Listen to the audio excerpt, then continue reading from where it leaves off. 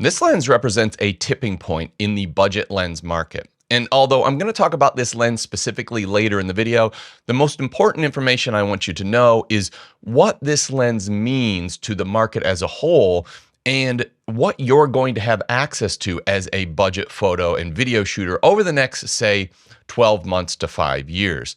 And I think there's actually never been a better time to be a photographer or a video shooter on a budget. But to understand this, I need to give you a little bit of a history of the lens market.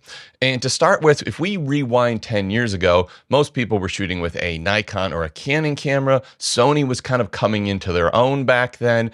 And if you were shooting in one of those camera systems and you wanted the best possible results and you had the budget for it, you were buying a Canon, Nikon, or Sony lens. And then there was Sigma and Tamron, and they were sort of the lenses that you bought as a budget alternative if you couldn't afford one of the major brand lenses. Now, that's not completely fair to Tamron and Sigma because they also made some incredibly engineered lenses that the first-party manufacturers didn't even make. But the bulk of the sales from Tamron and Sigma were as budget alternatives to the major brands. And essentially, you were getting, 75% of the quality and performance for around 50 to 75% of the price.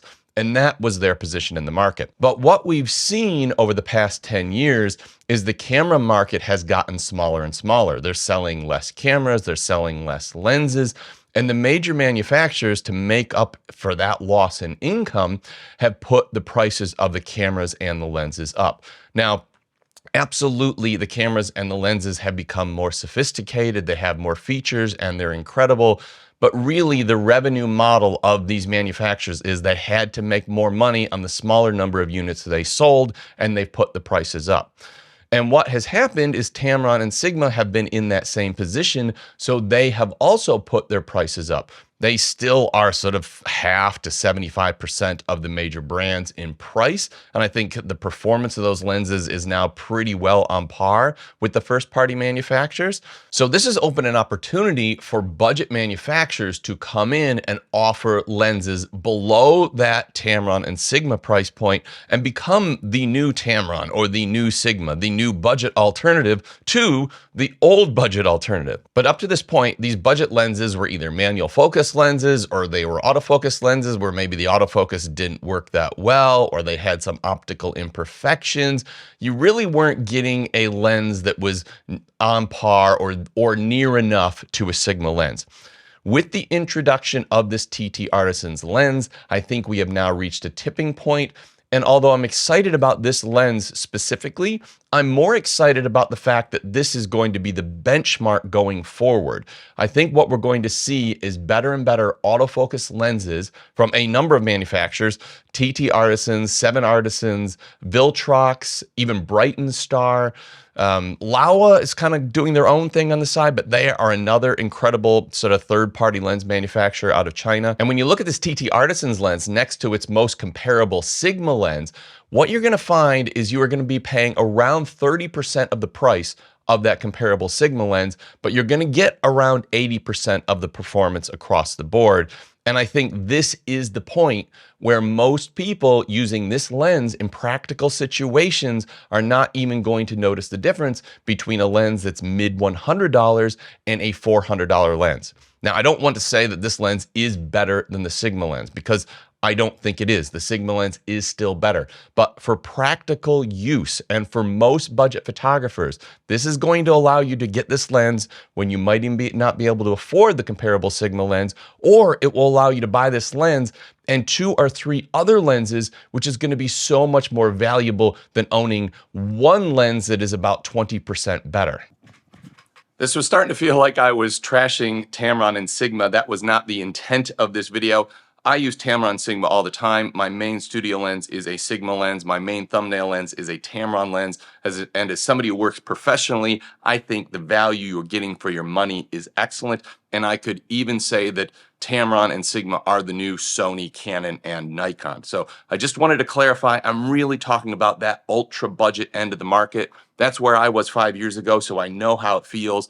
but I don't want you to think that Tamron and Sigma lenses aren't any good, because they're better than they have ever been. So we've gone from a point where this new gear was prohibitively expensive to the point where it's probably more affordable than it's ever been in its history. This is the TTArtisan's 56mm f1.8, and at the time of shooting this video, it is currently on sale, and I'll put those links in the description down below.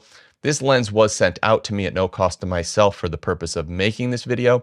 It's currently available on 2 different mounts with a third one coming, and I'll have all those details in the description below. Now, I'm just going to briefly go over why I think this lens represents this tipping point in the budget lens market, but I'm also going to do a detailed review of this lens in an upcoming video. I also have a Viltrox lens coming in, very similar price point, very similar focal length and aperture, that I will likely compare to this lens, and I might even get that Sigma lens in and sort of compare the 3 of them to each other. Now, the comparable Sigma lens is a f1.4, which is a difference. It does make that lens a little bit better because of the aperture, but you're going to be able to get quite similar results between the 2, depending on what you're using it for.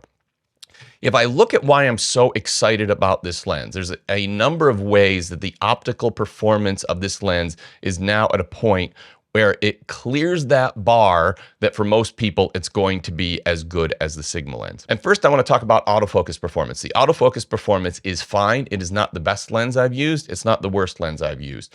It is a little bit slower than some lenses, but it does nail focus most of the time. And I will say, with all of these third-party lens manufacturers, they generally update the firmware shortly after release, so I don't want to do a full detailed review of the performance of the autofocus, because it probably will get better and will just end up being a waste of my time just diving deep into it. But the autofocus performance is absolutely fine, and as I said, sort of middle of the road.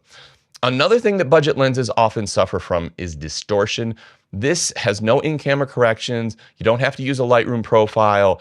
The distortion performance is almost perfect. You get the most modest amount of barrel distortion, but it's not something I would worry about. It's an f1.8 lens, 56mm. These generally have a reasonably heavy vignette. This one also has some vignette, but it's no worse than a comparable first-party lens. Probably the big place that I'm seeing an improvement of this lens, and what I'm seeing with a lot of these budget lenses right now, is the chromatic aberration performance. This is something that has really plagued these third-party manufacturers for years and has almost always been a problem. But in the last probably 12 to 18 months, all of a sudden, pretty much everybody who's making these third-party lenses are producing lenses that have no chromatic aberration. And even cheap lenses down to $75, manual focus lenses, seem to not have chromatic aberration anymore. So this is a huge change. This lens has virtually no chromatic aberration, and it has no longitudinal chromatic aberration either, which is a change in the color, sort of a change in the color cast in the out of focus areas before and after the plane of focus. I found both of those to be absolutely perfect. One place that TTArtisans has always had a problem is with the flare performance on their lens. I think this has to do with the coatings they're using. This is the best lens that they have released to date as far as the flare performance goes. Once again, it is not on par with a Sigma lens, but it is close enough in most practical situations. It is not an issue. There is sometimes you'll get a little bit of sort of a blooming or desaturation when you have light coming from the side of the lens at certain angles, but it also comes with this sort of crushed can lens hood, which is very good at knocking down flare. For practical considerations, the performance is fine. It is probably the one place that could be still improved, and I expect we will see improvement. Close-up image quality is excellent. You get decent magnification and it's reasonably close. This is another place that these third-party lenses have often suffered. This one is excellent, and the sharpness is just spot on. And the sharpness and detail is another one. And I expected this wide open to not be all that sharp.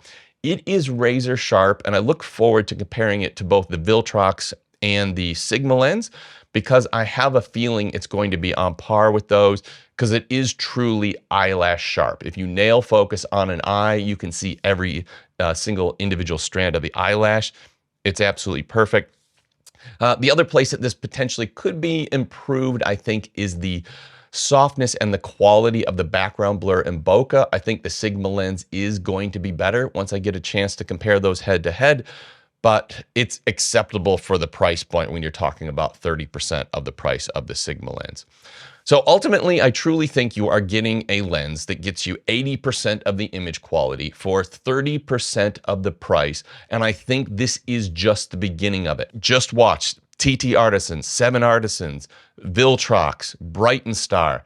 These guys are going to be releasing lenses, and people that previously would have been paying 3 times the price for a Sigma lens are now going to happily buy this lens. And for all practical considerations, the image quality is going to be good enough that they don't need or want anything more. Previously, TTArtisans released a 35mm f1.8, and I've just thrown that video on screen now. I don't think the optical performance of that lens is quite as good as the 56mm f1.8, but if you do buy the 56mm, you might consider this lens as a companion lens.